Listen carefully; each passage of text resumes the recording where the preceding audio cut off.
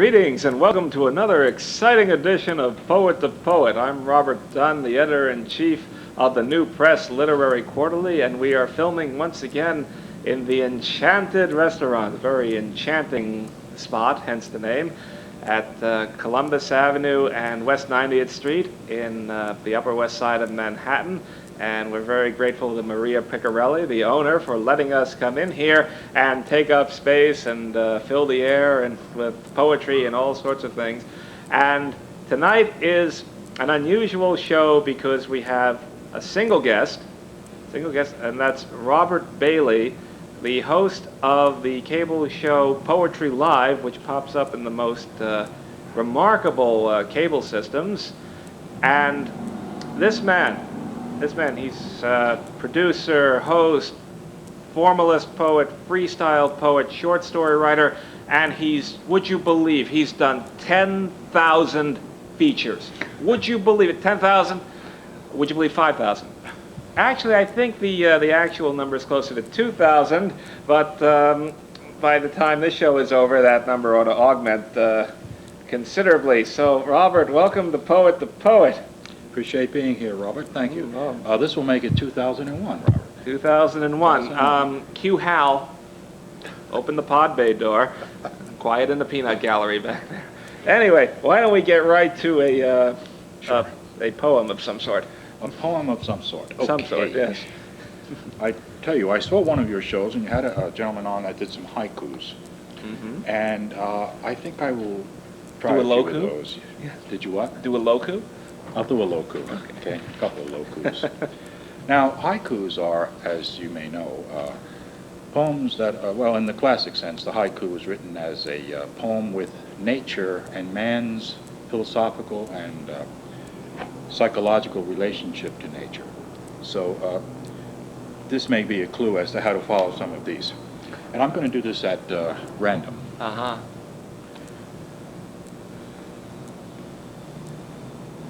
Lingering evening, air full of fragrances. Can dreams beguile more?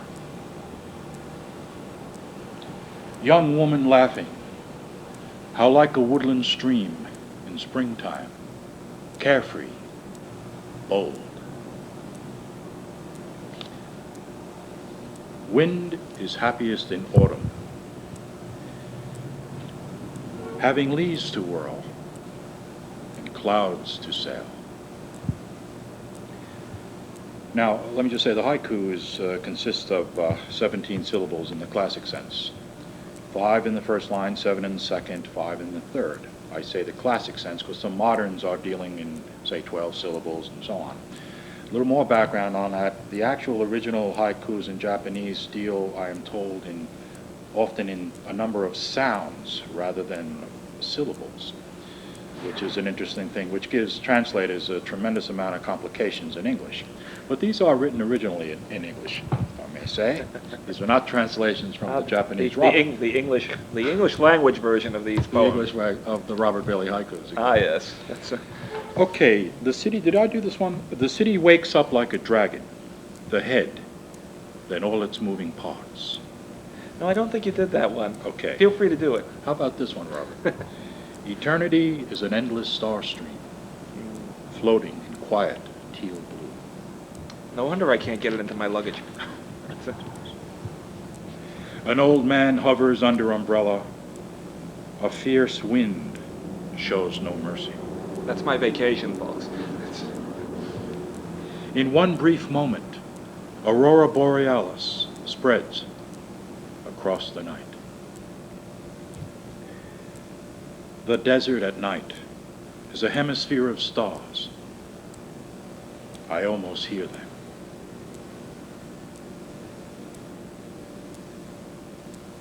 Two red robins perch on brittle winter birch branch, harbingers of spring. Okay, let me go on, if I may, to a lyrical piece. This is like a standby of mine.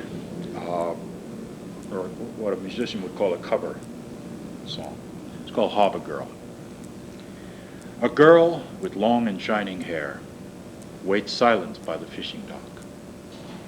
her lonely face pale with care, eyes burning to the island rock.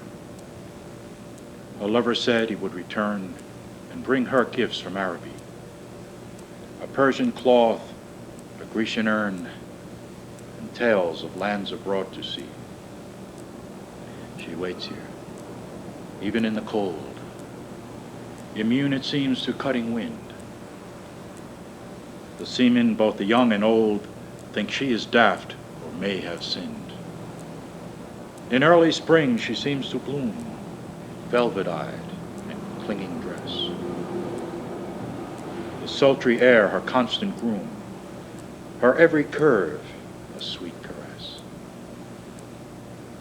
Today she did not come around. Her lover claimed by Father Sea. They said she moved to Auburtown. I wish my aching heart be free. I left a little package where she sat all through the summer days. The cloth and urn I placed with care and sighed all day in softened ways. Where can I get her phone number? I already have it in my little black book. I'll talk to you about that after the show.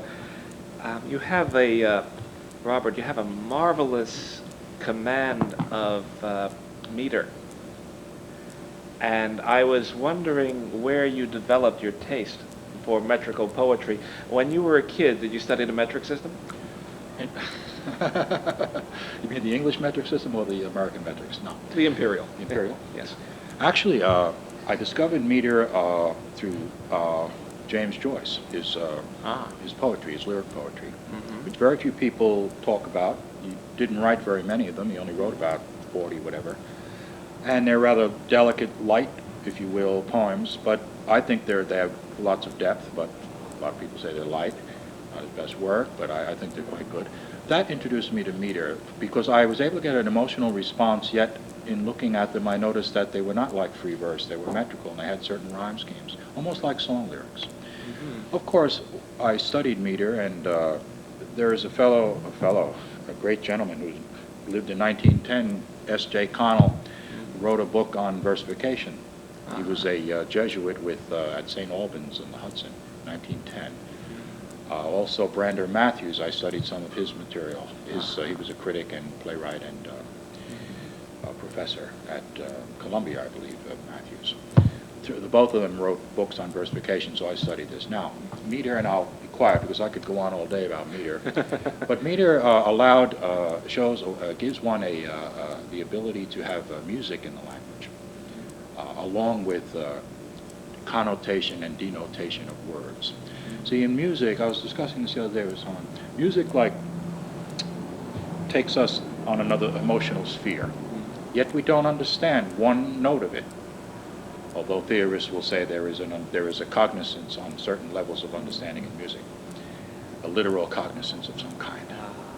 But poetry written metrically gives you both sound, music, and meaning to the words. So you're getting a double whammy going on. So there's a deeper emotionality potentially. And that being said, let me say most people today find metrics a bore, or not you or other poets, but a lot of young people want to write free verse and they want to write, that type of thing. But it's a challenge, and once you get into it, it becomes part of your nature, and it also teaches you how to be more concise and precise in your work. Gosh, if I had known we were going to talk about music, I'd have brought my ukulele. Oh, why not? You didn't bring it? No, I didn't bring the ukulele. I have to. Well, it's the wind-up kind, so you don't get all the notes, but it's that sort of thing. You know what? Can you sing, Rob? Don't challenge me. Not while the camera's rolling. There's a camera in here? You frighten the crew. Oh, I see. You see, and we shouldn't do that. Now, what I really want to hear is one of your sonnets. Okay. Thank you for mentioning them. This man's a Class A sonneteer here. Okay. Now, there's a number of there's Petrarchan sonnets, there's the Shakespearean, and so on. All right. Let me try this one. This is called Overlooked American. Anybody we know? Actually, yeah, you see them every day of your life in urban areas, overlooked American. A desperate man imploring alms is lost in dull delirium, and all can see is torture, save himself. As wearily he stoops to grip a coin that he is tossed. To feed a pet a decent meal would cost no more to raise the fellow's dignity. Yet most walk by devoid of charity, condemning him with daggered looks of frost. He sleeps against an ugly painted wall, exposed to all the vagaries of blight, unable to afford a shelter stall, disleveled hair and glossy skin pulled tight, oblivious to squeaking rats that maul the cardboard that protects him from the night. I don't know if we picked that one up, but Robert Bailey's poetry is so powerful it even sets off car alarms, which is not easy to do when you're formal, and not especially when you're doing metrical poetry. Tell me, why do it? Why write poetry in general? That's the $1 million question. What drives you? I don't have $1 million. Okay, wasn't there a show where the bird came down with a sign or something and you won $50 or? That's the most ridiculous thing I've ever heard. But why am I challenged by poetry, or? Yeah. Why do you write? Why do you go out and subject yourself to the slings and arrows of the free versers? Actually, most free versers like my work because they don't notice the meter unless I really spell it out for them. They'll notice rhymes. Yeah. But like a blank verse piece, they don't really notice unless I read it in a very literal and rhythmic way. They might pick it up. But basically, you might say free verse. Well, one could debate this, but free verse has grown out of blank verse, out of the early 19th century blank verse writers, or the Wordsworths and so on, and perhaps Williams certainly, in some ways, but Whitman. Tennessee Williams or William Carlos Williams? Tennessee Williams. No.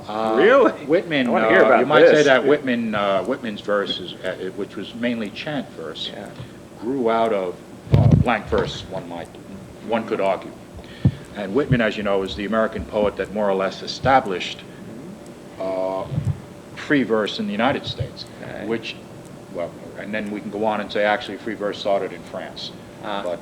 Figures. But getting back to your question, if you don't mind, poetry is a means of expression of inner passions, things that one is uncomfortable with in real life. You can only talk about certain emotions with a very close loved one or perhaps a psychiatrist if you're deeply involved. So poetry allows you to cover subjects in areas that are not of the common genre. So it gives one a reach, let's say, that you can't get through prose or through fiction, which I happen to write. I've never been deeply involved with a psychiatrist, but that reminds me, you were telling me earlier that you do this sort of thing and the women go wild for you now. And on that, he's blushing, but don't believe it. That's a controlled response he's doing here. And I've been to a couple of your features. I've been to many of them, at least 3, and I've watched this phenomenon. And there's one thing that I've been dying to ask. I've been on the poetry circuit a couple of years myself. How many of the women who are flinging themselves at you can you actually take home to meet mom? Well, to tell you the truth, most of them don't want to meet mom. They have. That's a relief. They have a certain amount. They have a certain amount of time, right? Yeah. They have a certain amount of time they can spend with me. So basically, they don't have no time for mom stuff. Yeah. But it's all part of the adventure. And which poem do you read then when you get them alone in that dark room with the candlelight and the wine and the... Here's one that a lot of them have swooned and the all-news radio. Here's one, it's called Apple Breath, if I can locate it. I said that to a woman once and she slapped my face. Apple Maybe breath. you didn't have apple breath I hope you can do it a lot better than I can. Maybe, should I dare try doing it by memory? Because I've read it a lot. Dare I eat an apple? Let me try it from memory, and if I screw up, you don't mind. Mm. An ever-fragrant apple scent in air among the trees evokes a presence near my love. That, oh no. Oh, well. No. Back to basics. He's working without a net, folks. Annette was a woman that he dated at one point. No, it's not the one you're thinking of. It's. Although here's one I've read to women that they tend to Oh, I like. wanna Men hear- like it too. I want to hear about the apple breath again. I just had it a moment ago. Okay. Maybe it's because I always use Don Rickles' voice when I use the phrase. That might be my problem right there. Yeah.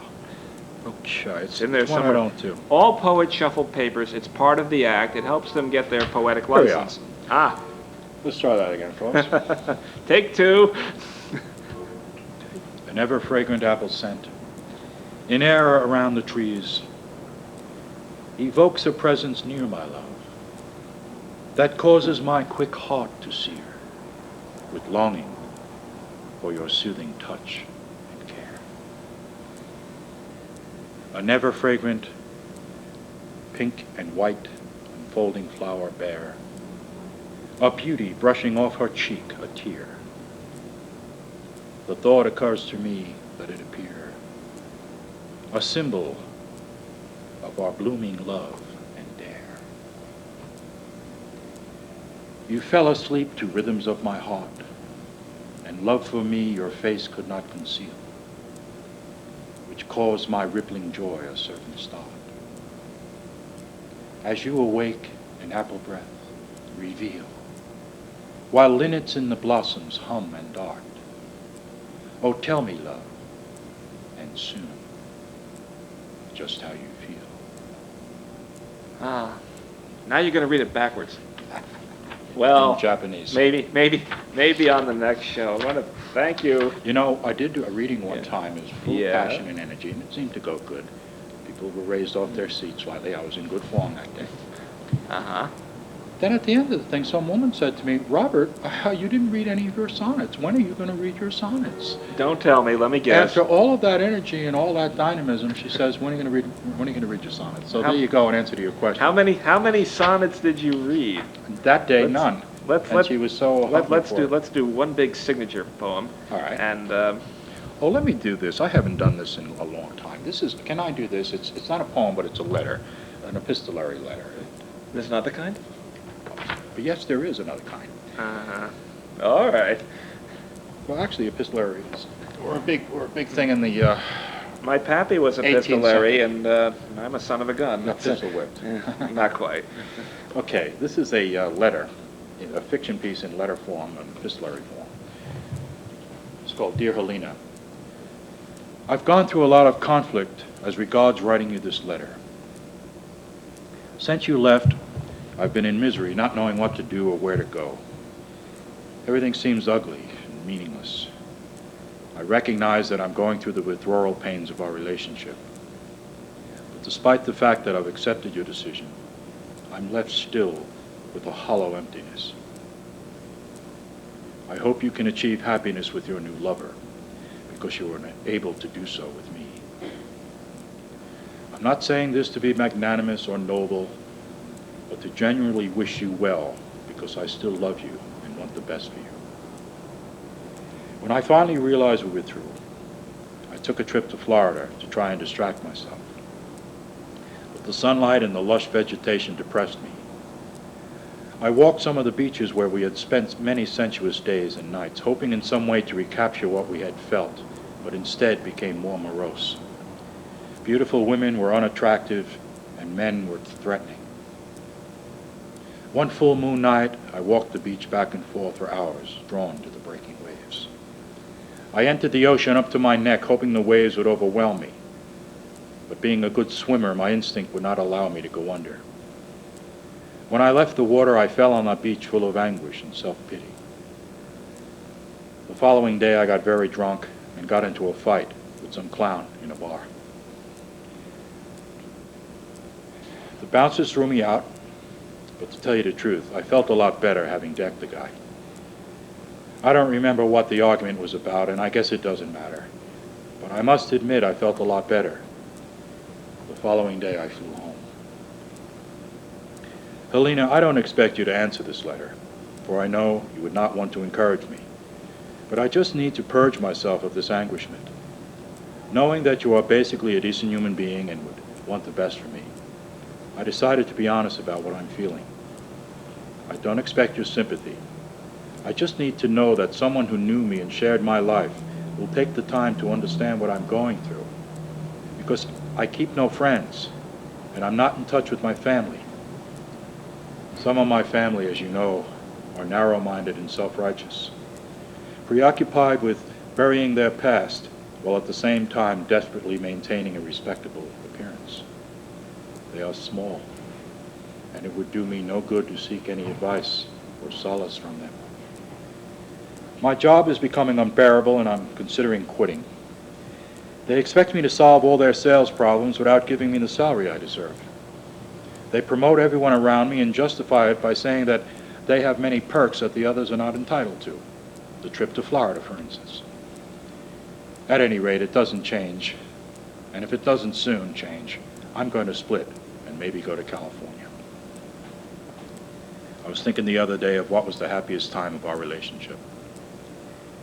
Would you agree that it was the time we stayed at the cabin in Bridgehampton during Christmas? I remember the wood stove and the scent of cedar chips permeating the cabin. I remember the fine meals you prepared and the tenderness of our lovemaking. The quiet walks by the winter sea, bundled in down coats, making plans for a life that now has come to nothing. I can still hear the gulls as they followed along, seeing their white wings gliding above us on that lonely stretch of beach. And the night of the moonlit walk, how we walked the empty frozen road all the way to the abandoned beach house by the sea and made love, our breath frosting the air. I remember your saying that you loved me and that nothing could come between us, that we were destined to live our lives together and that I was a great man. Do you remember saying that, Helena, when we were sitting by the window looking at a night full of stars? Do you remember saying that? I do. And the words come to me when I'm alone and singe my heart like a flame.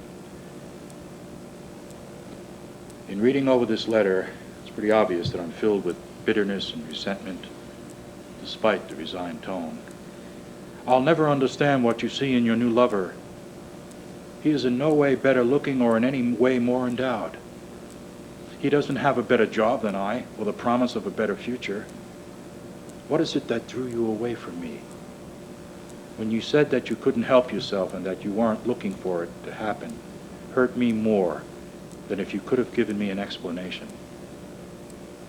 I knew then that you were in love with him and that we could never be the same. In our last argument, you said not to contact you anymore in any way. I cannot help myself. I had to contact you. Please destroy this letter after you read it. Do not humiliate me any more than I've humiliated myself. This will be the last time I'll contact you, for I must respect your new life. But know, Helena, that you'll always be a part of my life, even though I'll have to bear the isolation and sorrow of not having you. Oh, gosh. You know, that letter was so powerful and so moving that the camera got emotionally involved, and we had to cut away for a moment. That I hope everybody will forgive us for that. Anyway, thank you, Robert Bailey, for sharing all that material and some of the personal side of what it means to be one hot poet. And now I'm going to throw in a few of my own and maybe a friend. I don't have quite the reputation that Robert Bailey has, but I did manage to get the mayor of the city of New York to come to one of my readings, and I didn't get quite the response that I was hoping for, and here's a poem about that. It's called When You Dish Upon a Star.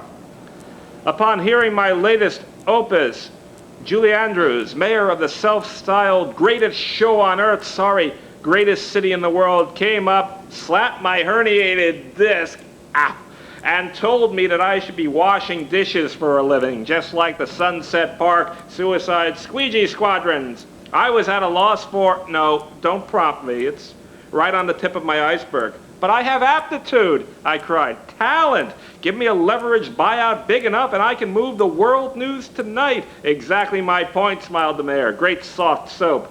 He wandered off, forgetting that soft soap mixed with the hard water the city siphons from the Croton and Conisco reservoirs contributes to a volatile combination. Great for windshields, perhaps, but less kind to even the dime store dinnerware. The mayor sees me dousing as I make headway to some coveted headwaiter position. Not quite the civil service appointment I was hoping for. No, not by a long shot.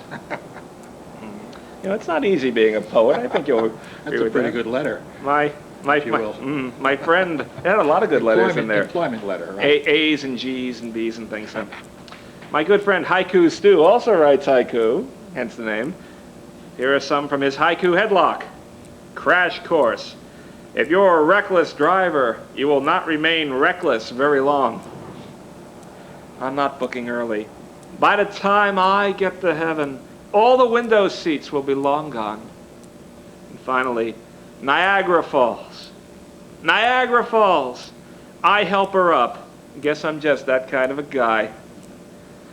And, you know, when I was first trained in writing my own haikus, which I don't normally do in public, they told me it was a way of talking about the weather. That's how they explained it. At any rate, I want to thank Robert Bailey once again for being on Poet to Poet, and I want to thank Maria Piccarelli and this lovely, enchanted place. This is the head waiter, by the way, and the service is great, the food is great, and that's about it. The poetry is great, too, and catch Robert Bailey when and where you can. Make it your business. And so, until we come to the end... We did come to the end, now that I think about it, so thank you for joining us once again. Until next time, this is Robert Dunn saying, Bon voyage.